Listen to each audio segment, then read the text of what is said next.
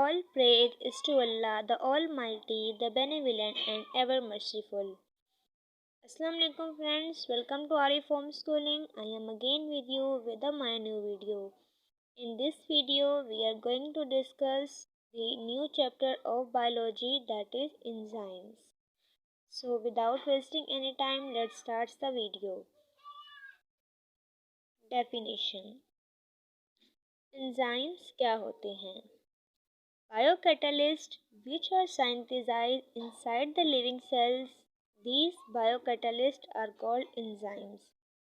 Living organisms के अंदर बहुत सारे रिएक्शंस हो रहे होते हैं, बहुत सारे at a time different types के रिएक्शंस हो रहे होते हैं। उन तमाम रिएक्शंस को कहते हैं मेटाबॉलिज्म रिएक्शंस। और मेटाबॉलिज्म रिएक्शंस को होने के लिए, उनको कंप्लीट करने के लिए बॉडी में बहुत से बायोकैटालिस्ट मौजूद होते हैं, जो कि लिविंग सेल्स के अंदर ही साइंथेसाइज होते हैं। उनको लिविंग बॉडी खुद प्रोड्यूस करती है, उन्हें बायोकैटालिस्ट कहते हैं। और उन तमाम बायोकैटालिस्ट को हम एंजाइम्स कहते हैं।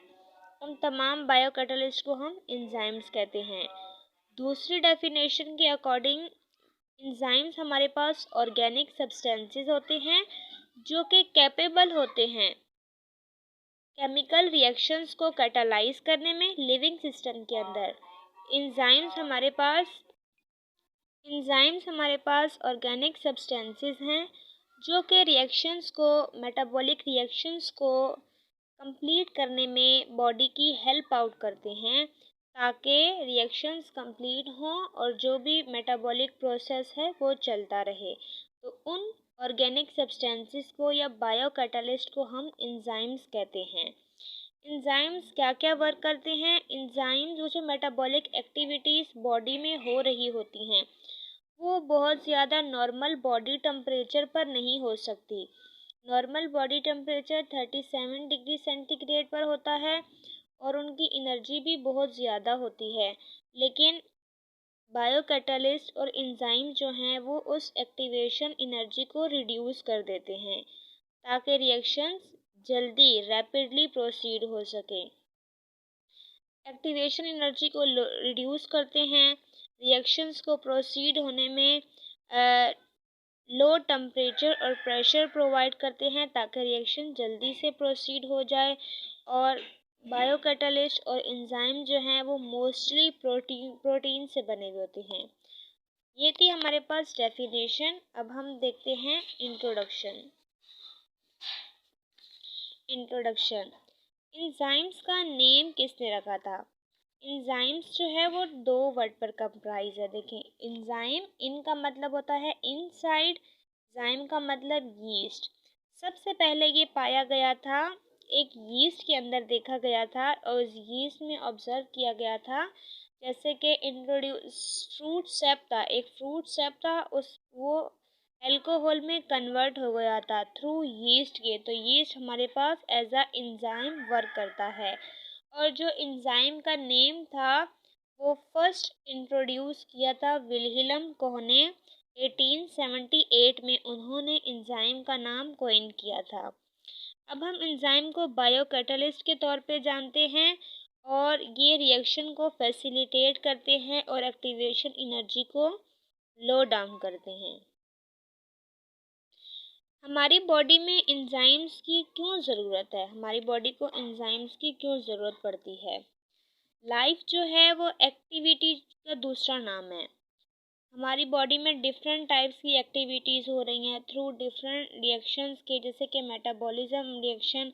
मेटाबॉलिक रिएक्शन क्या होते हैं? बहुत से केमिकल रिएक्शन जो हमारी बॉडी में हो रहे हैं, उन तमाम को मिलाकर हम मेटाबॉलिक रिएक्शन कहते हैं। क्योंकि एक ऑर्गेनिजम्स का बॉडी है, उसमें डिफरेंट मेटाबॉलिज्म्स हैं, तो उन तमाम को मेटाबॉलिक, उनमें रिएक्शंस हो रहे हैं तो वो तमाम मेटाबॉलिक रिएक्शंस में आते हैं। मेटाबॉलिक रिएक्शंस हमारे पास दो तरह के होते हैं, कंस्ट्रक्टिव, जिन्हें हम एनाबॉलिज्म भी कहते हैं, डिस्ट्रक्टिव कैटाबॉलिज्म। कंस्ट्रक्टिव क्या होते हैं? In constructive reaction large molecules are form to form a structure of cells और बॉडी। इसमें हमारे पास लार्ज मॉलिक्यूल बनते हैं बहुत से छोटे छोटे मॉलिक्यूल्स मिलकर एक लार्ज मॉलिक्यूल बना लेते हैं। कोई भी स्ट्रक्चर, सेल का स्ट्रक्चर फॉर्म करने के लिए या कोई भी बॉडी जैसे कि सेल ऑर्गेनेलीज बनाने के लिए ये वाले कंस्ट्रक्टिव या एनाबॉलिक प्रोसेस होता है। तो इस तरह के रिएक्शन को कहा जाता है एनाबॉलिक रिएक्शन और इस मेटाबॉलिज्म को कहा जाता है एनाबॉलिज्म। डिस्ट्रक्टिव में क्या होता है?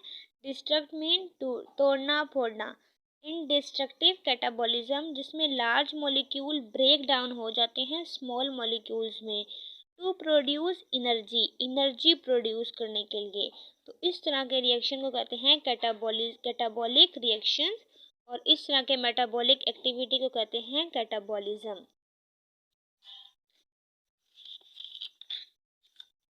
और हमारी बॉडी में जो रिएक्शंस हो रहे होते हैं उनके लिए एक पार्टिकुलर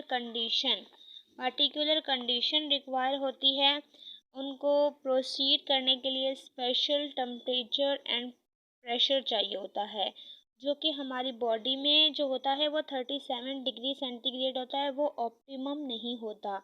तो इसके लिए बॉडी को रिक्वायर होते हैं कुछ फैसिलिटेटर जो हेल्प करें उस टेम्परेचर को लो डाउन करने में। वो फैसिलिटेटर इंजाइम्स होते हैं। इसलिए इंजाइम्स हमारी बॉडी में नीड बहुत ज़रूरी हैं, क्योंकि जो भी रिएक्शन प्रोसीड होते हैं वो नॉर्मल बॉडी टेम्परेचर पर प्रोसीड नहीं हो सकते। इसीलिए फैसिलिटेटर या इंजाइम्स उस टेम्परेचर को कम कर देते हैं ताकि रिएक्शन इजीली प्रोसीड हो सकें और rapidly. Each reaction requires some amount of minimum energy to initiate a reaction. This minimum amount of energy is activation energy. Her reaction को स्टार्ट होने के लिए थोड़ी बहुत एनर्जी चाहिए होती है और वो जो एनर्जी रिएक्शन को देते हैं एंजाइम उससे कहते हैं एक्टिवेशन एनर्जी। वो जो एनर्जी किसी भी रिएक्शन को स्टार्ट होने के लिए बॉडी प्रोवाइड करती है उसे कहते हैं activation energy. Example, activation energy needed to break a glucose molecule initially require energy of 2 ATP molecule। एक ग्लूकोज मॉलिक्यूल को ब्रेक डाउन होने के लिए मीन इधर कैटाबॉलिक एक्टिविटी हो रही है, उसको ब्रेक डाउन होना है क्योंकि एनर्जी प्रोड्यूस होनी है, तो उसको कितनी एनर्जी रिक्वायर है? 2 ATP मॉलिक्यूल। तो ये इसकी एक्टिवेशन एनर्जी है। Activation energy is load bye enzyme. ये की पॉइंट है, एमसीक्यूज में आ सकता है कि एंजाइम जो हैं वो एक्टिवेशन एनर्जी को कम कर देते हैं किसी भी रिएक्शन के लिए ताकि वो रैपिडली प्रोसीड हो सके।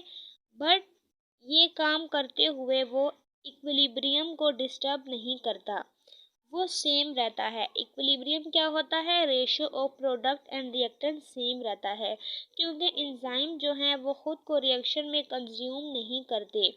वो रिएक्शन में टेक पार्ट तो करते हैं लेकिन बाद में वो अपनी असल हालत में बिल्कुल सेम स्टेट में सेम क्वांटिटी में बाद में कंप्लीट हो जाते हैं। इक्विलिब्रियम को वो डिस्टर्ब नहीं करते।